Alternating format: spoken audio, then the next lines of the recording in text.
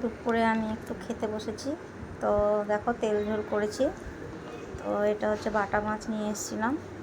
তো যেহেতু মশলা, তেল মশলা, ঝাল এগুলো বেশি খাওয়া বারণ আমার, তো তার জন্য একদমই নর্মাল রান্না, কালো জিরা সম্বারা দিয়ে।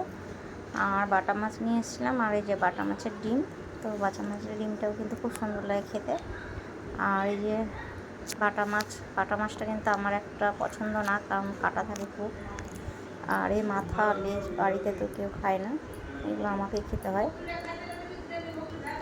তো কাঁচা লঙ্কা দিয়ে আর এই মাছের মাথাটা দিয়ে আর এই ডিম ভাজা, মানে একসাথেই সব কিছু দিয়ে আমি তেল ঝোল করেছি একটু,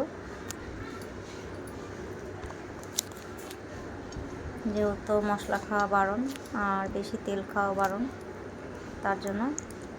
তো একটু কাঁচা লঙ্কা দিয়ে, আর কাঁচা লঙ্কা কিন্তু আমার ভাতের সাথে খেতে খুব ভালো লাগে। তো তোমাদের কেমন লাগে